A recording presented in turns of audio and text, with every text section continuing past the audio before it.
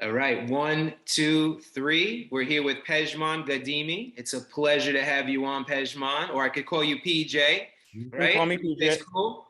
Awesome. It's a pleasure. This podcast is hosted by myself, Michael. I'm happy to have you on here. Love what you're doing, man. I've seen you from the gram. I've seen you with the Watch Trading Academy. I see your email. It's at Secret Entourage, which I feel like I've seen some time ago. I recall seeing Yep. some videos. Yeah, even with a friend, not to just name drop right away, but Sean Perelstein, SP Jeweler. I remember Yeah. you doing something with him in the past. I forget what it Yeah. was. It Right. came right to my mind, a spitting memory of like Secret Entourage with something you did. But yeah, I'd love to ask you everything. You know, I love the background too, firstly. The art looks dope. I see a bike you got in there. What kind of bike is That's the Lamborghini Diavel. Oh, Like wow, you the have one. that. Yeah.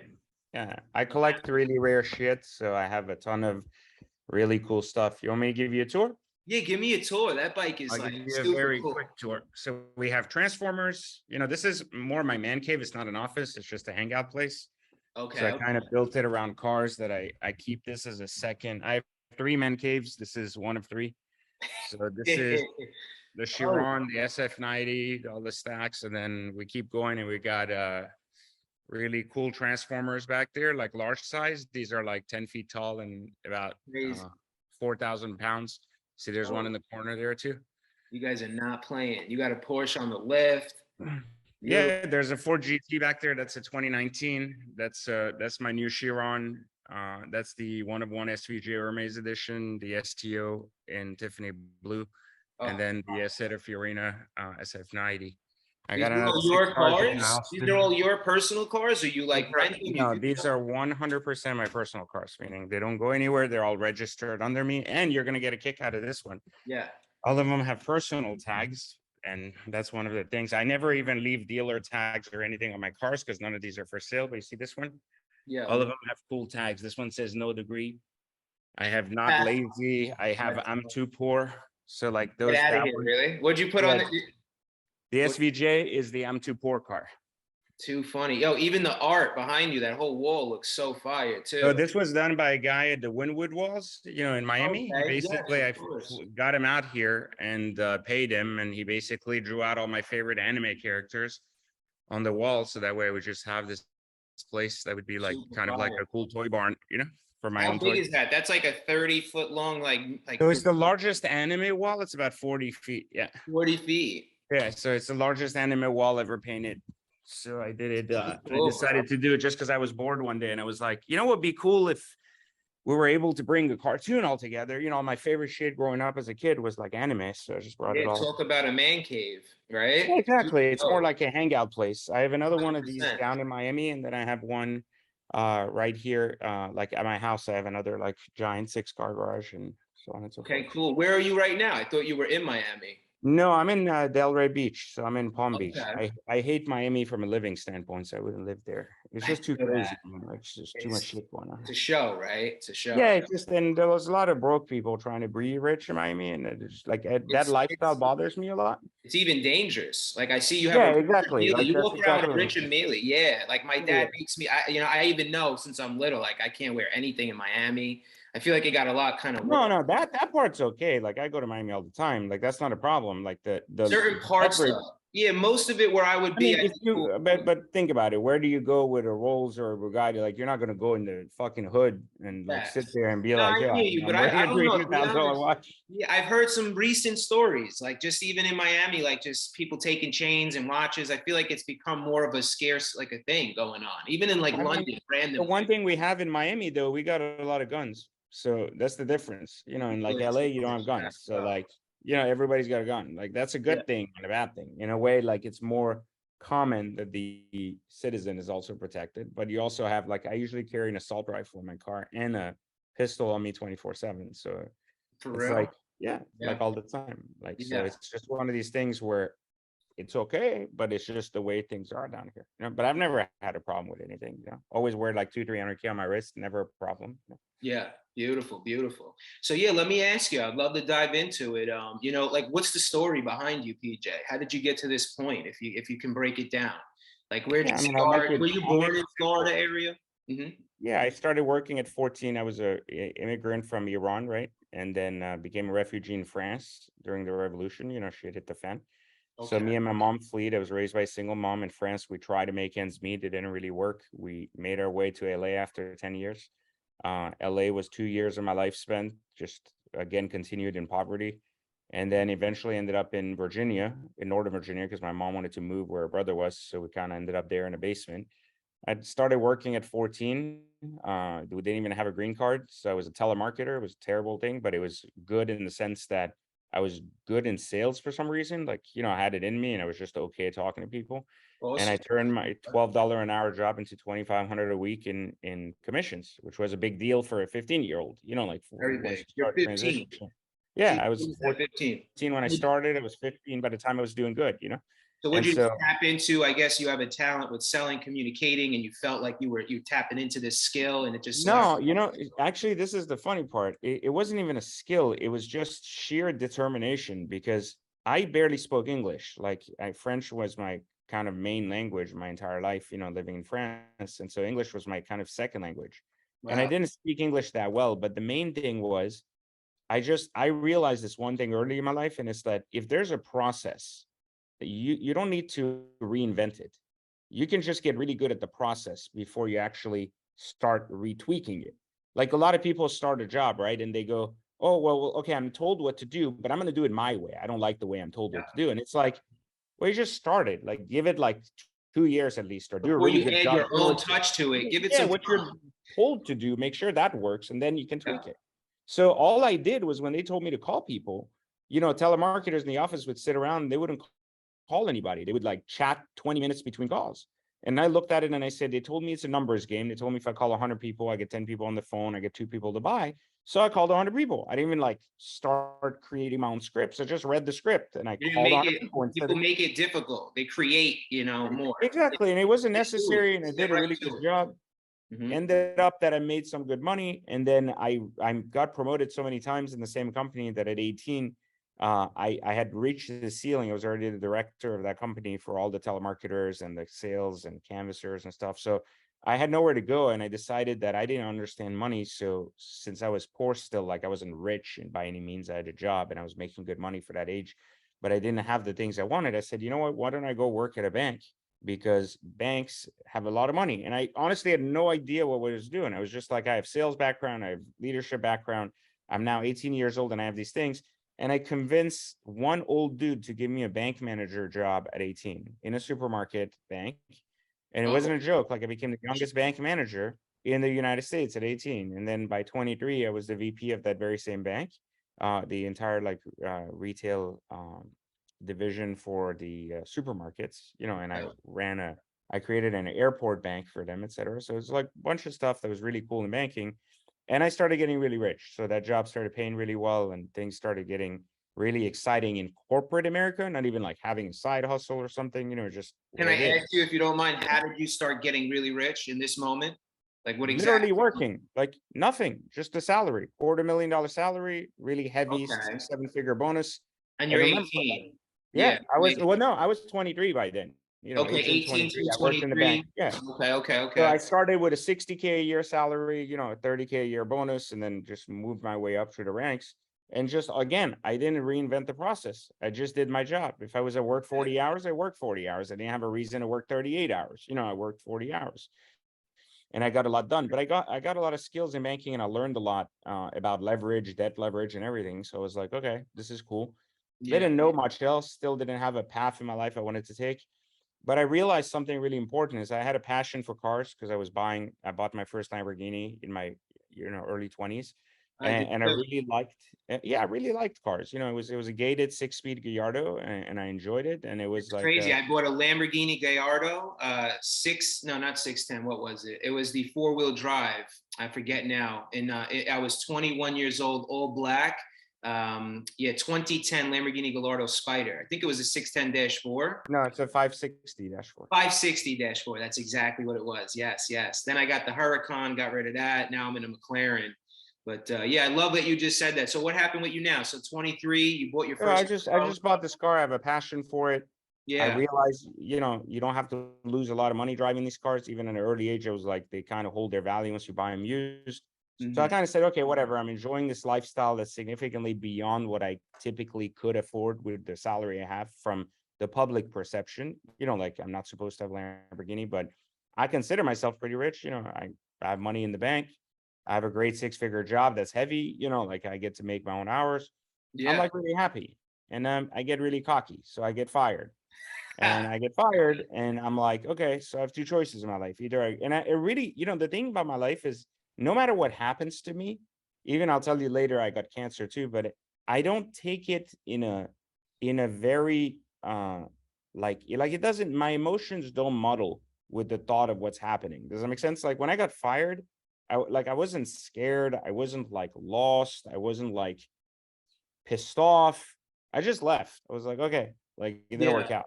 And then Interesting. and I didn't let it like, oh my God, like I don't know what I'm gonna do.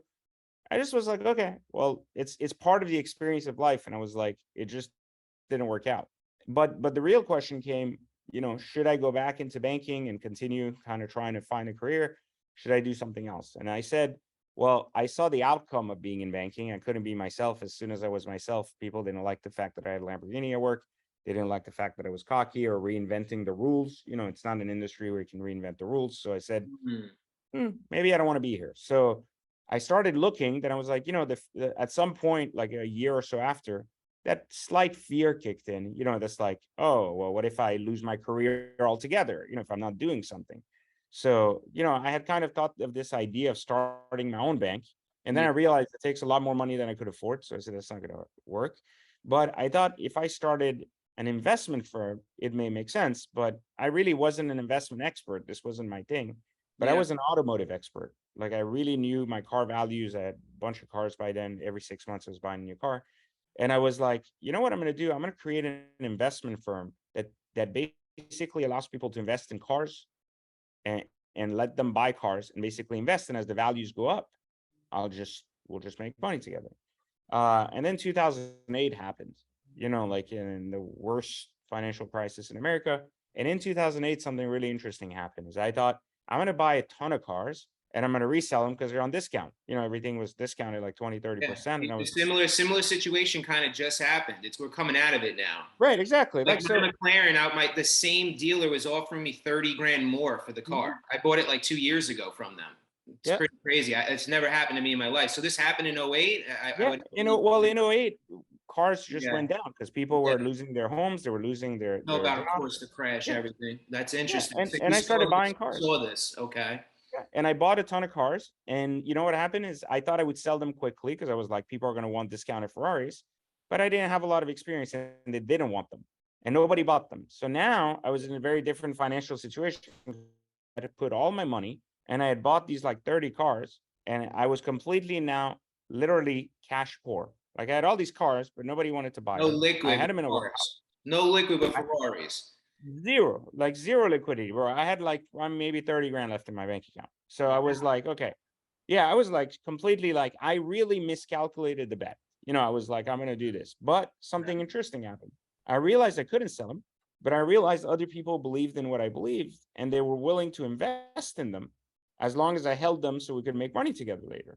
So I literally arbitraged my investment with other people. They came in, some of my banking clients from back in the day. I started cold calling again, back to my telemarketing days. Yeah. I started calling all these guys and I was like, hey, you want to invest in Ferraris? No. You want to invest in Lamborghinis? No. Do you want to invest in this? No. Okay. Eventually I got three guys to agree. Like two guys started, then third guy later. I put all this money together. Now my money's out of that. So I'm like, great. Now the same guys are like, well, I want to buy Ferraris too. Like, can I take one instead of just investing in all the bunch of them? Can I take one of them to drive? So he Okay. starts giving me this idea that there is a guy out there that's still buying Ferraris, even though we're in the middle of the worst financial crisis in history. Yeah. So I said, you know what? I wasn't wrong. My timing might have been off or something. Just my idea is not wrong. So I got more belief and I started in it and I created the world's first alternative asset fund that basically allowed people to invest in cars, watches, and art. So I started doing that very early, back when nobody was doing this. I was the Yeah. first one that ever started it. It used to be called VIP Motoring back then. Now it's called One-Off Investments. that you can find at oneofinvestments.com. Okay. But that company basically started, it gave birth to a new idea, and I got to basically become a curator of some of the nicest pieces of art, watches, and cars, and basically allocate them as investments, not sell them to individuals. And at the time, again, I was strictly focused on my business, and about 6-7 years went by, and I decided during those 6-7 years that I had a passion for teaching. I really liked teaching. That was my leadership style. I enjoyed it. So at the time in 2008, like I had started a blog. When I had started this, I had also started a separate idea, which was just called, at the time, it was called the Secret Consulting Blog. I would write leadership, like just for fun. Okay. I'd write my thoughts, whatever. And I wasn't a good writer either because, again, English wasn't my first language. I never went to college. So, I had a lot of grammatical errors and stuff. But I met two guys that were young. One of them was was a client to one of my, was a son of one of my clients. He was 16. And he was an IT guy. He was young and he loved coding sites. And I was like, hey, you want to code this? I'm just writing some of the stuff, it'll be cool. And then I met one of my gym buddies who was a designer, and he was like, yeah, you know what? I really like your stuff. I'm going to redesign it. I said, okay. So I have this blog, and in about 2009, 2010, it goes from being just a little blog to being Secret Entourage. So I said, okay, here's this idea where I'm going to interview really wealthy individuals, because one of the things that happened all the time is every time I drove a nice car around town, I was in Virginia, someone would say, what do you do for a living, dude? What do you do for a living? And I was like, holy shit, like, stop asking me this. And so I was like, you know what I'm gonna do? I'm gonna write this blog, and I'm gonna interview people that are really successful that nobody knows, not celebrities, like normal plumbers and guys Yeah, that have people Lamborghinis in for my the local cut, car. right? They have Yeah, really exactly. interesting shit to say. And I 100%. said, instead, I'm going to take a card. I'm going to write Secret Entourage on it. Anybody asks me, I'm just going to give them a card and be like, go read a story on the internet. So I thought about that, and I was like, maybe it's a joke, maybe it's a hobby, whatever. So I started doing this, and a couple of years went by. No, it wasn't really a moneymaker. It didn't do anything. Didn't even launch ads on it or anything. So nothing, just kind of sat there. But Okay. then something really interesting happened is I realized that there was a lot of visitors, even though I wasn't really doing anything. So I realized people were like watching this, and the designs were cool. And the designer we had on board was really a good designer, and he was bringing attention to his site. And I was like, this is exciting. And I was still having my business. Now my business is making way more money than I used to make back then with banking. So I'm back on the normal stage of life, growing a business. And I'm doing this on the side as kind of a hobby slash kind of figure out what the hell this is. And something really interesting happens, and it starts to pick up. So the other kid that was 16 at the time, now he's like 18, 19, he goes, well, listen, I want to launch some marketing around this and do some ads, and maybe we launch an ebook and try to make some revenue. And so I had all these stories, these videos, interviews. Like, this was before podcasts existed, right? This is the funny part, is that today everyone's interviewing everybody. You interview me, right? I was doing this back in 08 and 09, To me, this is like some of my highlights of my days. I love right. But what I'm saying is I was doing So this like it's so 15 years awesome. ago. Yeah, Yeah. yeah. No, I feel you. Yeah, yeah. So this was the thing that was taboo back then, because we didn't have access to this. Podcasts weren't even popular. Nobody was listening to podcasts. So it was like this thing where it was like, hey, I'm just going to do these interviews. And they got popular, and I decided to create a pay model for it. And after like its fourth year, it suddenly made $500,000. And something really struck me that was really interesting. I was like, I just made Yeah. and it was digital. Can you And I was detail what made $500,000? We created an academy in the same thing, Secret Entourage, called the Secret Entourage Academy. And it Teaching was basically, courses. yeah, and it was just like a one-time fee. It was very cheap. It was like $200 to join. And it was like, there was no monthly fee. I hated the monthly fee model. And I said, I'm just going to do a one-time fee. And people can just get value. Pay one time. Exactly. Pure value. Yeah. I was like, nothing else. They don't need to charge them for updates or anything. And I was like, we're just going to get like a movement going of people who want to be successful. And then I said, you know what? We're going to target kids that can't afford to go to college. We're going to give, like, it's going to become basically like a school for like self-education instead of, like formal education. And it's going to be basically each time we're going to be more selective about who we pick. We'll do some background research about the person, make sure they're legit. They're not like a fraud, or there was the rise of the fraud on Instagram was happening. Of the guys that were pretending to be rich bullshit. So we were being very careful, and we wanted to keep our integrity. This was very important to me. So I was like, because it's a passion project, I was like, it's not about money. So I really want quality people. I would get a lot of really well-known entrepreneur reach out to me, but their stories didn't make sense. Their financials wouldn't check out. And I was like, I'm Yeah. not.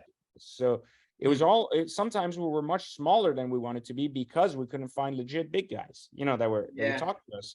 Or the big guys. I remember I interviewed Ty Lopez 3 times at the time, and not one time he would tell me how he makes money. He kept babbling off about books and shit at the time. And I was like, listen, man, like, you got to narrow down what you're saying. Like, I got to know exactly what you're saying. And he wasn't. So like, I'm here in my garage, right? That's that. Yeah, and we didn't, like, it was a marketing heavy interview. And listen, I didn't mind the guy for what he was, but he was a great marketer pretending he made money elsewhere. And I was like, look, this isn't a problem for me, but you're not providing value I want. So I never featured the interview. I never featured my Gary Vee interview. Like, stuff like that was just really like bothering me, that there wasn't good quality interviews, on the internet that would really get down to the details. Like, how'd you do it? Like, how did you get your first business? Where'd you get your first 10 grand? How'd you do this? How'd you do that? Yes. I was doing stuff I'm genuinely interested in. I know anyone watching this is having the same thought while I'm listening to you, right? Yeah, how'd you do that? And when you're asking these questions, they're beating around the bush. Yeah. And the $500,000, we made clicked the light bulb in my head. I said, look, I have my other business at the time. It was doing really good. At the time, we're doing like 80, 90 million a year in revenue. But I was 90 in revenue. Okay. Yeah, but I was taking in 2 million. So this was the thing. It's a very big difference. Now, like, it sounds that's exciting. what happens. Yeah. Well, my family and I, we own a but it's not exciting. Yeah. We do X amount in revenue. It's pretty significant, the number, but but here's what happens. You see, the story that people don't tell you is when your company does X amount of revenue, you do 2 billion and like whatever. Yeah. You do like 100 million. Well, if you're in the luxury business, that's very easy to do. It's like the idiot that says, I sold $1 million in real estate when he sold one house, and the house was like 9 million. You're selling yachts for a living, and you told me, I mean, like, it doesn't matter. Sell 10 boats. Yeah, exactly. And the problem was we were in a high dollar industry. And the real problem was that if we had a problem, let's say we lost the watch, or someone damaged the watch, someone broke a painting, someone damaged a car, like fell on it, something happened, right? Like a light bulb, something destroyed the car. Well, all the profit would be gone because it was such a high risk, high liability game. And so for that reason, I said, this is a good business because it's paying me. I'm not going to complain about making $2 million a year. Like, it's good money, especially when you went from corporate America to that, and we were able to 10x your income. So you're happy, but something was wrong. I said, in the long term, this is dangerous business because we have no competitors. And anytime you have no competitors, at some point, someone's going to notice you're rich and they're going to be like, wait a minute, what's that guy doing? Like, I want to do it, right? They're going to notice. They're like, oh, well, they're doing it. How come I can't do it? Right. Which is okay. That's how free markets work. But the problem was, I was like, right now I have no competitors. My margins are thin. And while I'm doing a lot of business, I'm getting very little compared to that business. Yeah. So on the other hand, I have another business here that did $500,000 in sales, and that's leaving me 400,000 in my pocket. So I go, well, this is an incredible model, right? Like, the digital model is incredible. Let's scale that. Yeah, that really excited me. I was like, this is really exciting because I barely put any effort and we made this. So I said, imagine if I put all my time day in and day out and do this. And that's kind of what I did. You see, I started building this secret entourage with my 2 co-founders, started building it and started putting it full time. They quit their jobs. We all went full time. Yeah. And I kind of did my business on the side, VIP motoring. I signed the CEO and I kind of stuck to this. And I said, you know what, I'll lose money on the short term, but in the long term, it'll pay off. And the company went to like just 5 million in profit, which was really good. 5 million in like cash profit, in my pocket. So I thought that's a lot for a year of work, in digital space. I said, this is excellent. Yeah. So I got really excited, really, really excited. And something really interesting happened is the industry as a whole, this interviewing and all that shit was becoming saturated. Like, people were starting to catch on and starting to do it. Yes. And the problem was becoming that people were interviewing anybody and they didn't have this integrity. And I was losing in the game because my competition was interviewing the frauds and they were getting more views. You're getting as a result, because you're getting this guy. You're getting the attention. Yeah, it's like, oh, I'm interviewing the Saudi prince. I'm like, well, what the hell did he do? Why would you interview the Saudi prince? Like, what is the relevance to this? But it's like, that's interesting. I want to watch that. So we started losing that kind of tenacity. And what happened is I started realizing that the future wasn't as bright, right? The future wasn't going to be this bright, like we're just going to keep scaling every year and we have a 30-year business. And I have this rule that most businesses basically have a 10-year maturity date, and then they have a 5-year glory rate, and then basically have a 5-year declining rate unless they adapt. So basically it takes you 10 years to master your skill and present your perfect product. It takes you 5 years to get your glory from that product, make your money and be excited. And then you start to decline unless you do something dramatically different. Or Yeah, you take it can't you? Yeah, you have to scale, things change, stay adapt. updated. If you stay adapting now, yeah. Yeah, but if you stay adapting, the waves are against you still because you've had your glory.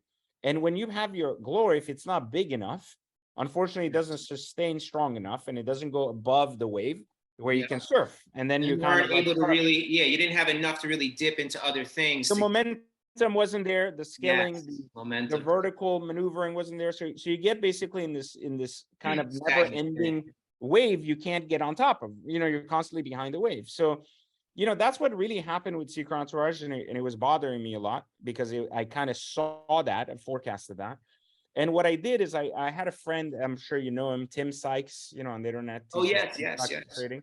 So Tim was a close friend and client for my car business, and that's where he was getting all his cars back then, his Gallardos. Okay, yeah. I was his car guy and watch guy, right? So even the Daytona he wears to this day came from, so it's really funny. He's a nice guy. I don't know him personally, but we've posted some. Super nice guy. Yeah, very down to earth, very nice guy. Yeah, eccentric sometimes, but really good guy. So the main thing with him is he had a really good he was the beginning of he was right at that 10-year and his 5-year glory when I met him. He was getting his big aha moment and stuff. And one thing happened is he came to me and he had heard that I was going to launch a second platform about cars. And because we were talking about cars and I had gotten him his cars and he wasn't losing money on them. And he's like, what is this? I heard you're going to teach something about this on the internet. And I'm like, yeah, I'm going to teach people basically how to buy cars and not lose money on them. And he's like, that's a really good idea. We're going to launch it together. I'm going to help you and we're going to make millions of dollars together. And I'm like, okay, so this guy that's bigger in the internet space wants to now help me. I said, I'm excited. And so together we launched a platform called Car Conspiracy. And that Car Conspiracy platform did a couple of grand in sales in the first day. And this was really exciting because it took me 5 years to really make money with the other platform. It took me a couple of days to make money without even tapping into marketing. So I was like, this guy really knows something. We could scale this. Yeah. And unfortunately, it didn't work out. And he says to me, we have all this stuff coming up and we don't have time to do this. So he looks at me and he goes, I'm going to give you back this thing. He's like, I don't want to hinder you. He's a really nice guy. He's like, I know we built it together, but he goes, I don't want to hinder you in your progress because we barely did anything. So, it's your project, it's your thing, take it back and run with it. So I said, you know what, I will, but I'm not interested in Car Conspiracy because I always wanted to do exotics only because it doesn't really work with normal cars. And it was his idea to go into cars only, like normal cars. So I said, I'm going to do exotics and I'm going to call it Exotic Car Hacks. I gave birth to this platform. I'm sorry, you said exotic. What'd you call it? Exotic Car Hacks. Okay. And that's our platform now where we teach people basically how to, buy, sell, and trade exotic cars, not flip them, buy, sell, and trade them, to own them, not lose money, and basically. Yes. I need to talk to you, man.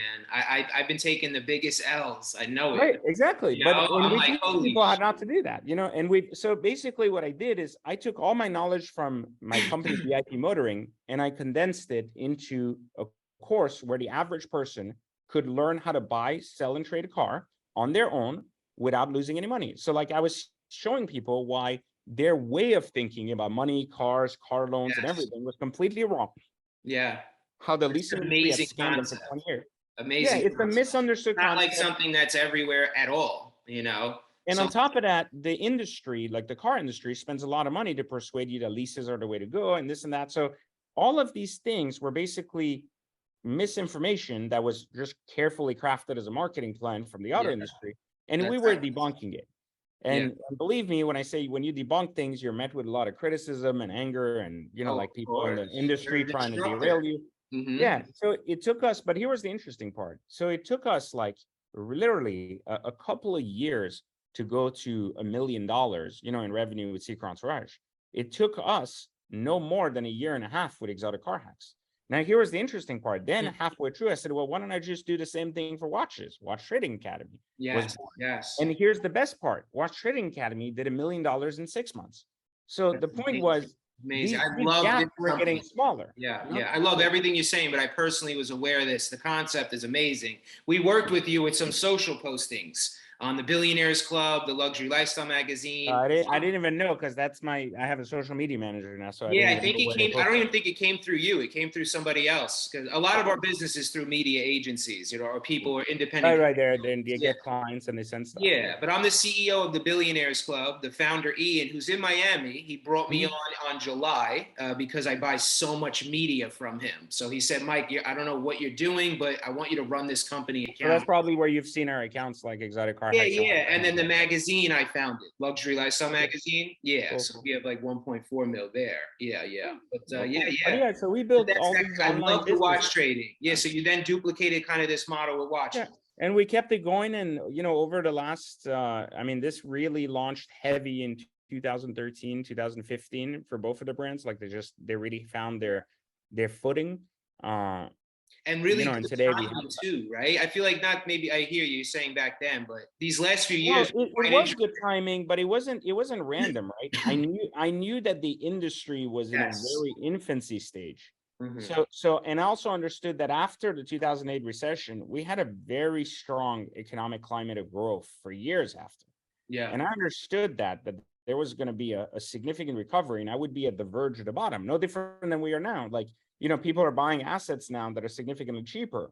And while they could argue that, everything crashed, well, everything that crashes eventually has a way to find itself back into the new model. And the idea is, people think that cars and watches have gone through this crash for the first time.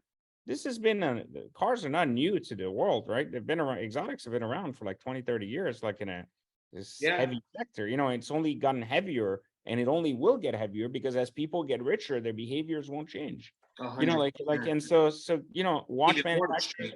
Yeah. they make nicer models, but they don't make a lot more units. So we're always going to be in a scarcity environment of not enough of what you want. Like, you can't just walk in and buy a rare RM. You can't just walk in and Yeah. buy a rare Rolex or a rare Addict or whatever. TV. Yeah. But you're always going to have rich people that want rare stuff. So, And they'll pay all more of for this it. happens. Yeah.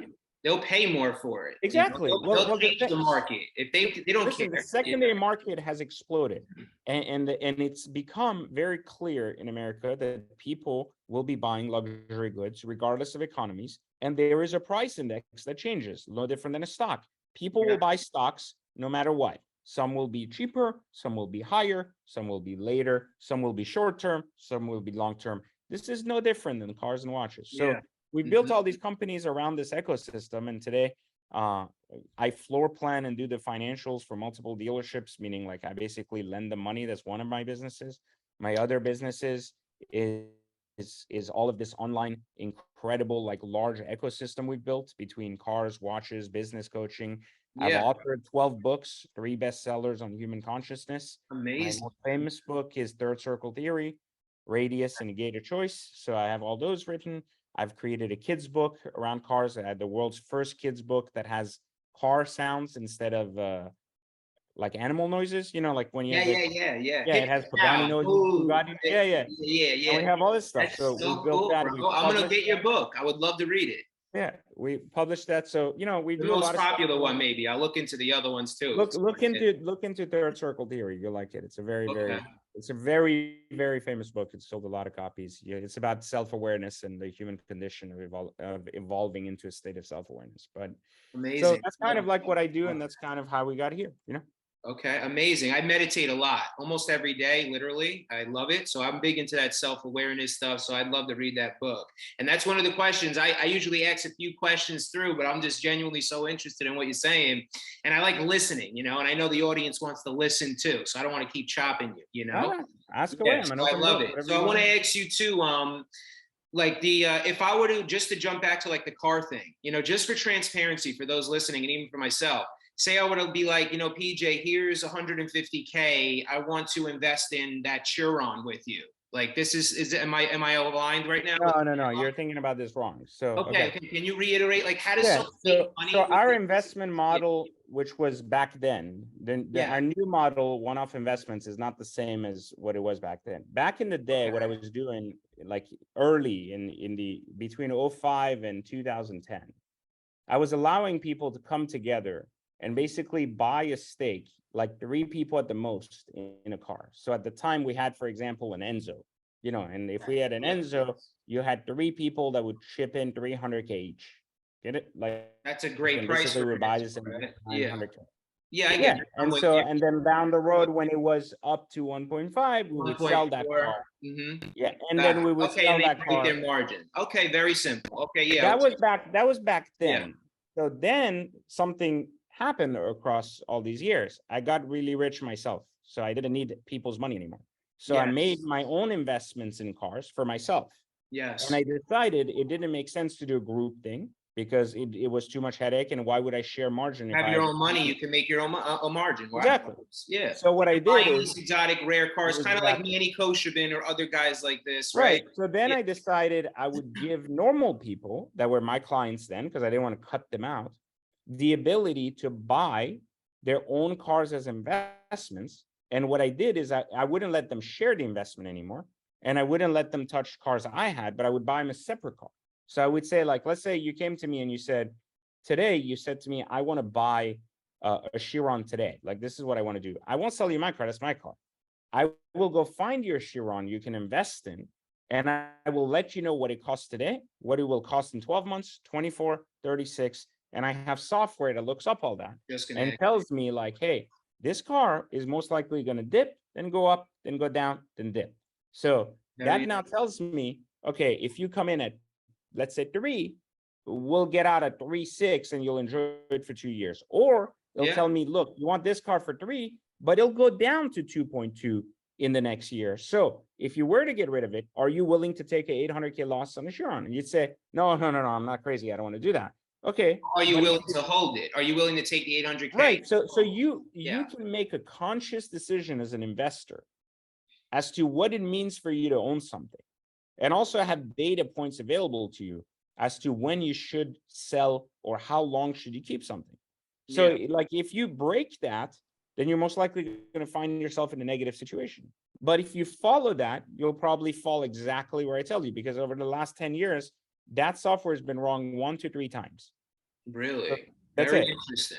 What's I've the name of this software? never failed me. Is it your own personal private type of software? Or is this it's a software we developed back in the day for VIP motoring, which we used. And today we use it to basically teach when it comes to exotic car hacks and give our students data in helping them get cars. You're just gathering a ton of data. Let's say it's the Enzo. You're going to look at the previous 90 sales, the future of it, everything. Correct. Yeah. And then it also takes in the other part that it also takes in is it specifically, this is really interesting, it takes in future values in a way that people aren't looking at, because it factors in competing cars from other manufacturers and their data points. Wow. So for example, that's going to further give you accurate information. Yeah. So like, for example, we use something that no one else looks at. We use Carrera GT like data to predict Ford GT data, which has no correlation to a normal person, because they're like, well, if I think Carrera GT, I think Enzo, Carrera GT. If I think LaFerrari, I think 918, P1.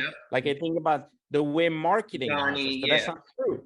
But the way we look at it is Carrera GT is basically the Porsche version of the Ford. The rare. It was well, the rear engine, the whole 6-speed transmission, the whole rawness, like so, but at a different price point. That car. Yeah, one starts in the $500,000, one's in the 500,000. The other one starts at the 100,000.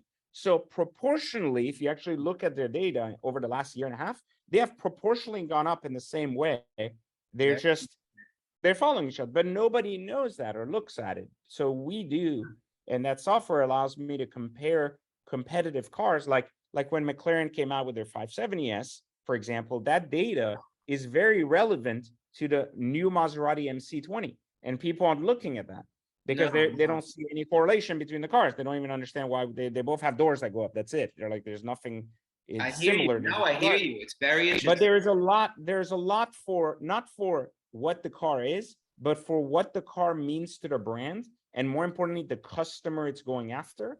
and the production numbers and all these things are in our data, and it helps me Yeah. formulate a very easy path to knowing when is this stable time, like is it after year one, is it after the warranty ends, like Yeah, when does it I go love up, this, man. and all Absolutely. this stuff. That's what it's all about, right? Essentially, you'll sit there at your desk, you create these processes, and it's not like rocket science, but you really put these unique things together, right? And it just Right. makes sense. And it's like, okay, this 100%. is a business.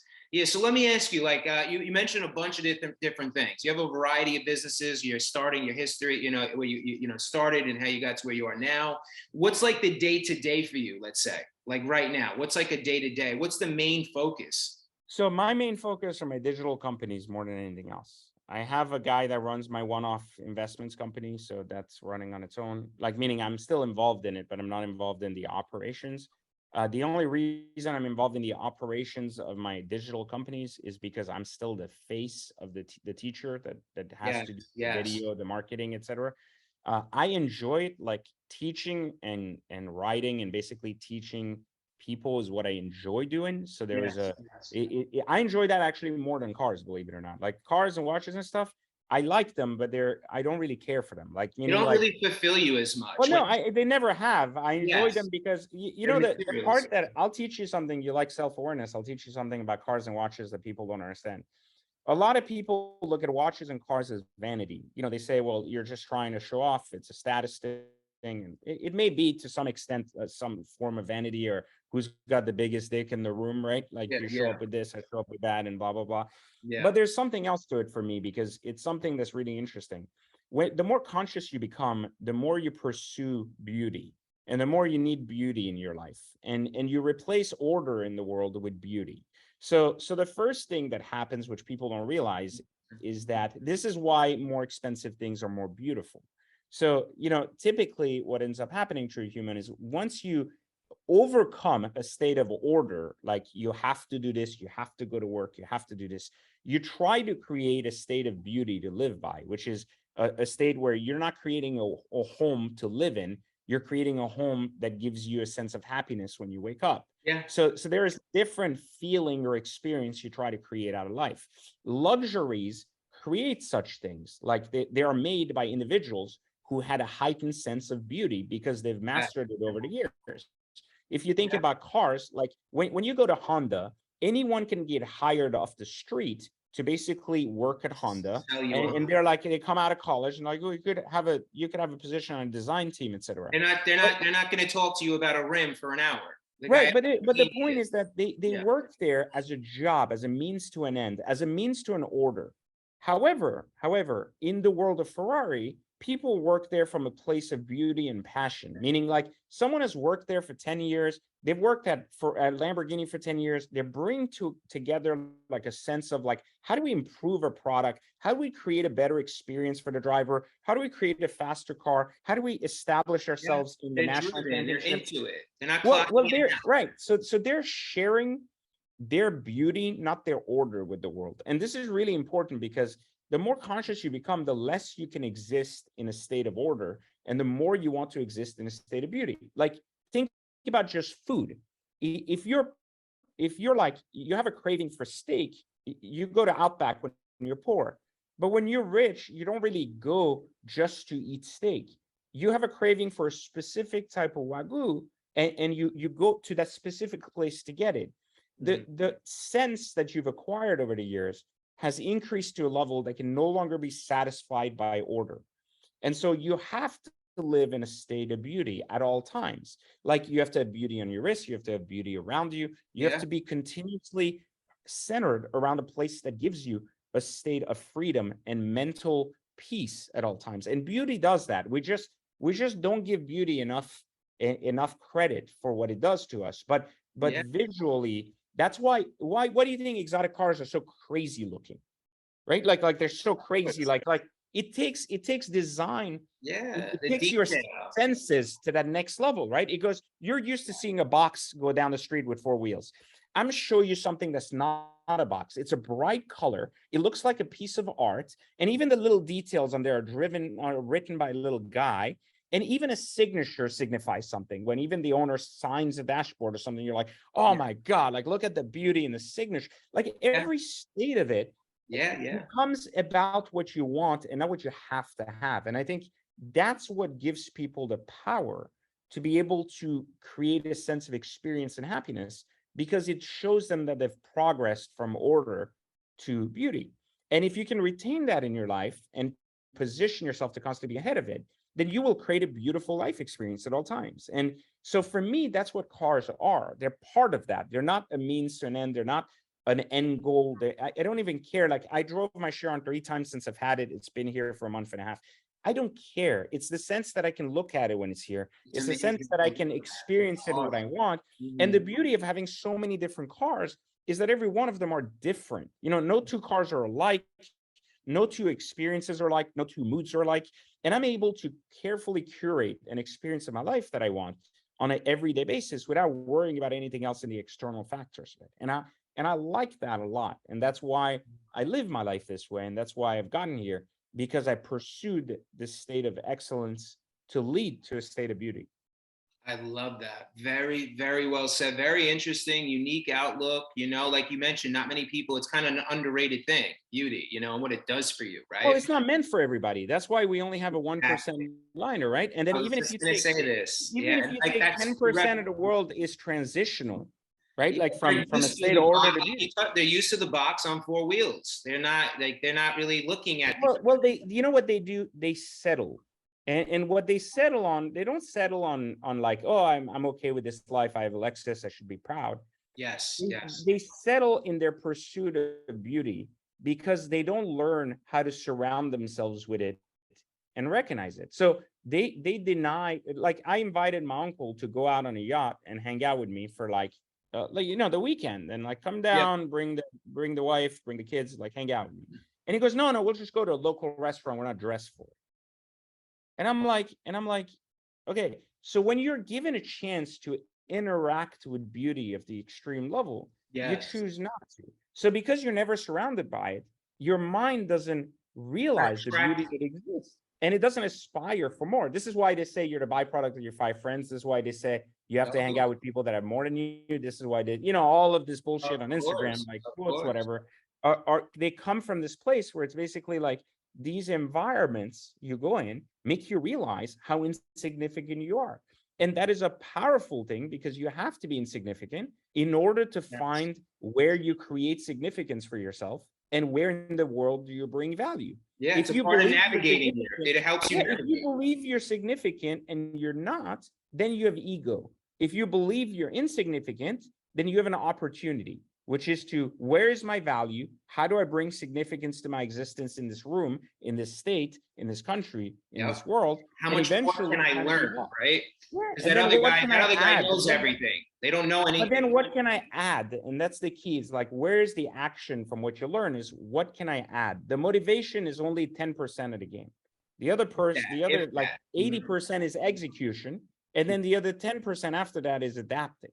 So, you know, like, you have to have this balance. Yeah, yeah. And if you're not, then it's gonna destroy you. I love it, man. Such a beautiful, like, eloquent way, like, if that's even the right term, but such a way, the way you said it, I love it. I could feel you, bro. You're But different. that's what I teach. That's Great what I teach in mentality. my books. That's why Yeah, I love yeah. I writing. love that. I love it too. I love speaking and teaching and talking, you know, and all these things. You know, I never taught really like that, but I'm growing and learning, and I feel it's definitely something in my future. You know, it's something I love too. But so moving forward, I just want to ask you, like, what's like the morning routine like for you? Like, what's a general morning routine? Is there a pattern to that that keeps you so driven and at it every day for these many years? I never even have a calendar. That's why I told you, just remind me if I forget this, because it wasn't Very top of funny. my. Yeah. I hate planning anything. I believe that if you flow with the experience of life while honoring your commitments to the people, like I told you I would be here. This is a commitment, you know, like Yes, I yes, committed yes. to giving you an hour of my time and said I will give you that. And I will honor that no matter what. Even if I was in the hospital, we'd be having a conversation. So the point that I'm trying to make is that if you honor these commitments that you make on the daily, and you Yes. allow life to create a flow, but don't take in, you remain productive 100% of the time. And productive doesn't mean working. You don't have anything to do. Are you at the gym at least? Oh, you Yeah, don't you, have anything to do at the gym. Are you right. learning something on YouTube? Oh, you're done learning something on YouTube. You're bored. Okay, are you done something else? Or are you just watching TV? How much time are you spending improving? How much time are you spending just entertained? If the balance is that you're more entertained, that you're improved, you're done. You're fucked. Yeah, I feel you just keep it super simple, and I like that. Yeah, you go with the flow and whatnot. It's very interesting, very cool. Yeah, so it's awesome. I appreciate you coming on here. There's a lot of value. I love this stuff you showed. Not even that the stuff is of importance. What you said is the most important, but that Lamborghini bike is absolutely beautiful. I'm still looking at the wheel in the back over there. We're waiting for the second one. This is the Diavel. I got the STO one coming too, the new one for that matches the STO Street Fighter, from Ducati. Yes.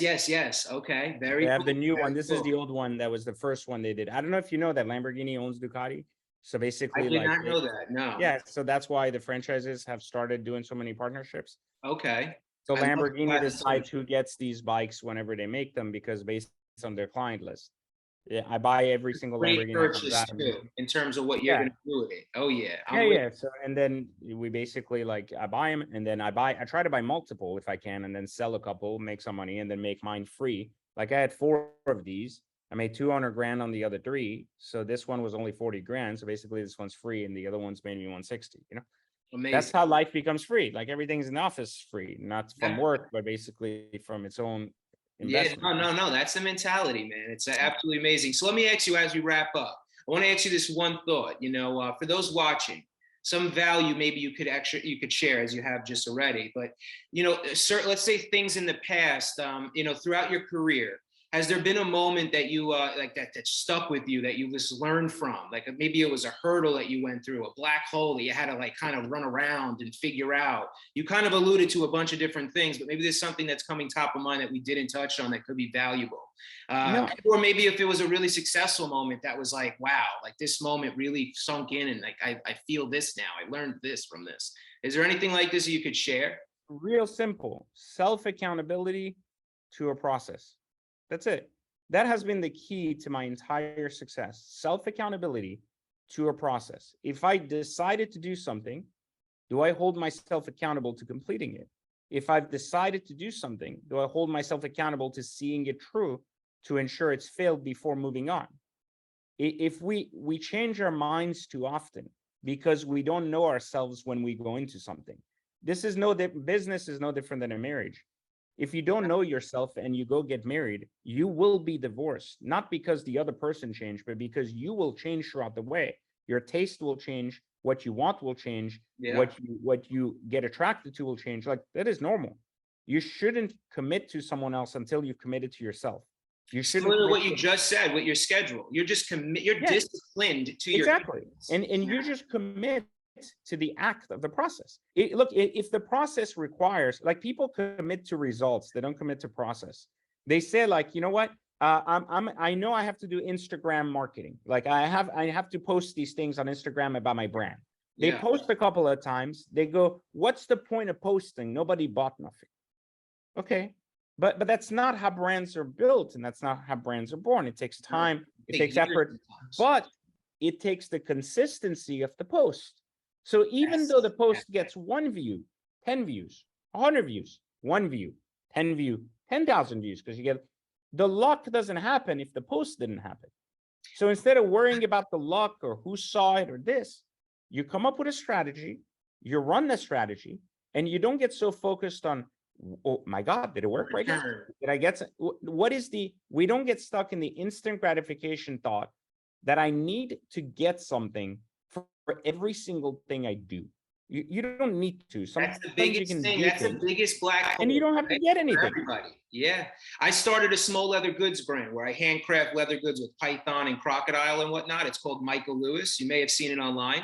I started it on March 26, 2012. I'll never forget the date. I posted every single day. It took me until July of 2014 to make my first sale. And I never gave up. After that first sale, we did $1.4 million in that 12 months after that, so it was pretty crazy. I know exactly what you're talking about. 2 years. Everyone thought I was insane. What are you doing every day? You're not getting anything out of it. But that right there taught me that lesson. What you just touched on is like, I feel that's so important. Everybody just gives up, right? You got to go so hard, be so consistent. Like Steve Jobs says that quote, people will think you're crazy. right? He does something every single day, all day long. But yeah, that's what it takes. I appreciate you sharing that, all this insight. It's a pleasure to connect with you, PJ, and very unique, super dope. Everything sounds awesome, and let's stay connected. There's a lot of things that we could do. Anytime you want. You have me on IG, you have me on email. Just want to connect anytime, anytime, whatever you need. It's always a pleasure speaking. Likewise, super a pleasure. Thank you so much for your time. All right, keep up all the amazing stuff, my man. Appreciate it, man. Thanks again, buddy. Take care. Thank you for watching this episode. We upload a new episode every Friday at 5 p.m. EST, Eastern Standard Time. We as well greatly appreciate those that have subscribed to the channel. We appreciate the love and the support. Lastly, if you've missed last week's episode, tune into the episode right here.